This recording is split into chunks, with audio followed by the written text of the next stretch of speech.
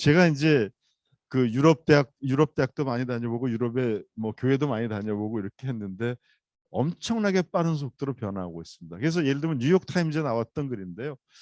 대학이라는 게 사람들을 깨우쳐주는 인라이트먼트, 계몽해주는 곳이다라고 했는데 지금은 뭐라고 얘기하냐면 실업자 양산하는 공장이다. Unemployment Factory. 서울대 출신들도 스카이대학 출신들도 취업을 못하는 걱정을 학생들이 많이 가지고 있거든요. 왜 거기를 나오지? 20세기에서는 거기 나오면 취업이 잘 되니까라고 생각을 했는데 그것도 아니다. 디플로마 학위는 뭐냐?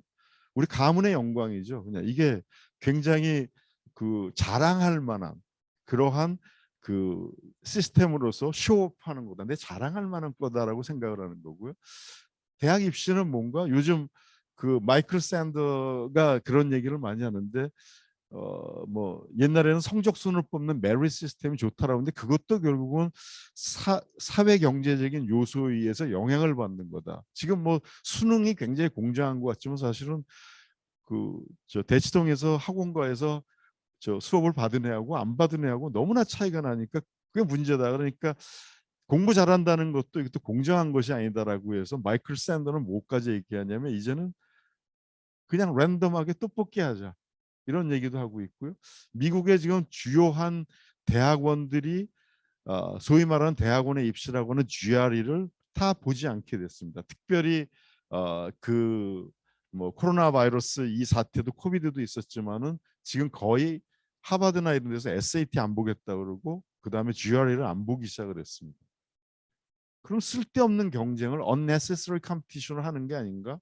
우리가 유치원에서부터 스카이 대학만을 들어가기 위해서 그렇게 오랫동안 엄청난 돈을 투자를 해갖고 사교육을 하면서 간다라고 하는 것이 100세 시대에 무슨 의미가 있는가?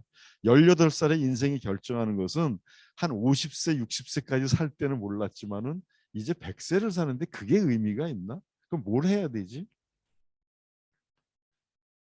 이거는 하버드 대학에서 이 서지학을 한 도서관학을 하는 이제 연구자들이 분석을 한 건데 지식의 반감기 (half-life of facts)라고 얘기했는데 이게 뭐냐면 모든 지식이 굉장히 새로운 걸 발견해내는 것 같지만은 10년도 안 가서 반도 안 본다는 겁니다. 그래서 이건 뭘로 분석을 했냐면 도서관에서 책을 찾거나 논문을 찾는 걸 봤는데 나오고 나서 물리학은 13년 정도가 되면 아무도 안 보는, 아무도 안 찾아보는, 경제학은 9년, 수학은 9년, 심리학 7년, 역사학도 7년이다. 역사가 어떻게 바뀌지 하는데 혹시 여기 나이 드시는 분들 그렇게 생각하겠지만 지금 교과서 보면 역사가 엄청나게 바뀌었습니다. 저는 이제 강의 시간에 아주 10년, 20년 전에 을사보호조약이라고 했다가 아이들한테 굉장히 야단 맞았고요. 을사늑약이죠. 표현만 바뀐 게 아니라 통일신라가 없어진 거 아십니까?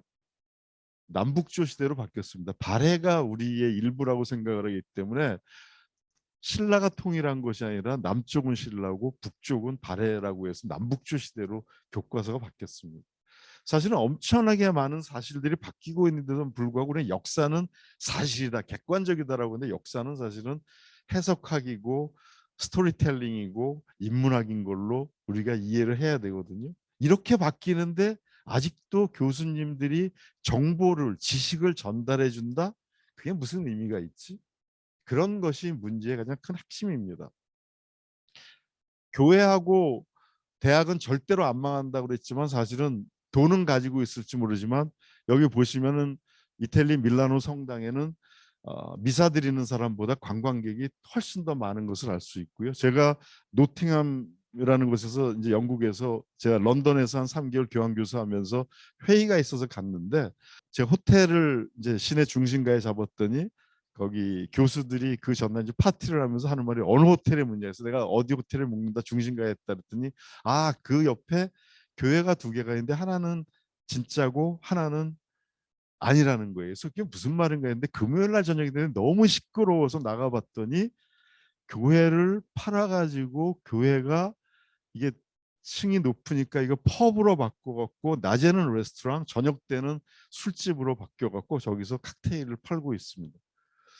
또 다른 교회가 하나 있어. 저는 크리스찬이기 때문에 이제 주일날 들어가 봤더니 예배를 드리러 갔더니 아무도 없어서 이게 뭔가 하고 봤더니 한 7-8명 정도 노인들만 앉아가지고 웬 동양 사람이 들어오지 하고 쳐다보면서 그분들이 자체적으로 그냥 기도회 하고 있는 것이 그게 진짜 교회였습니다.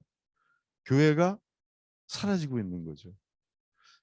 대학은 저런 관광지로 바뀌지 않을까? 집에서도 배울 수 있는데 주 4일 근무제 되고 앞으로 제가 제레미 리프킨을 옛날에 밀라노 가서 만났을 때 하는 얘기가 앞으로 주 3일 근무해야 될 거다라고 얘기했는데 그러면 굳이 학교를 가야 되나? 온라인으로.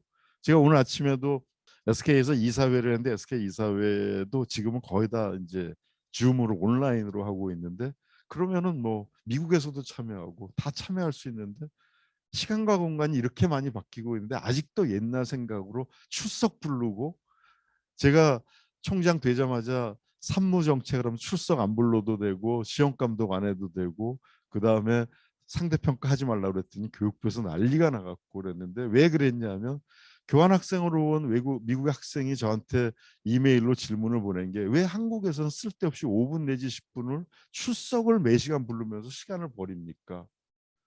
요즘은 그러고 거의 대부분의 일들이 프로젝트로 시험도 대체하고 이렇게 하고 있기 때문에 굳이 이걸 부를 이유가 없는데도 불구하고 그렇게 한다는 거거든요.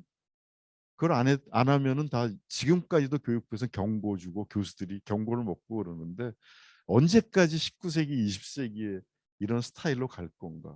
교수님들이 얼마나 애들을 모르면은 출석을 안 부르면은 얘가 공부를 하는 애인지 안 하는지 모른다 그러면은 그건 교수의 책임이지. 스탠포드 대학은 교수가 절대로 시험 감독을 못하게 돼 있습니다. 어떻게 돼 있냐면 아너 코드라고 돼 있는 데에서 명예선서를 하고 시험 답안지를 쓰는데 교수가 들어가서 감독을 하게 되면 미래의 미국이나 세계를 지도할 지도자들을 의심한다는 것 자체는 명예스럽지 못하다고 해서 교수는 시험 볼 때 절대로 못 들어가게 하고요. 애가 누가 책을 보고 썼다 컨닝을 했다라고 누가 이르더라도 처벌할 수가 없게 돼 있습니다. 왜 그러냐면 학교의 기본적인 입장은 책 보고 쓸 수 있는 문제를 낸 거는 교수가 문제를 잘못 낸 거다. 생각할 수 있는 문제를 내야 되는데 잘못 낸 거다라고 얘기를 해서 처벌하지 못하게 돼 있습니다. 그러니까 모든 게 다 항상 오픈북이고 열려 있는 거죠, 지식은. 여기에 다 스마트폰에 다 있는 거를 굳이 외워가지고 머릿속에 넣어갖고 다니는 것이 무슨 대단한 능력인가 하는 것이 기본적인 이제 생각의 발상의 전환이라는 거죠.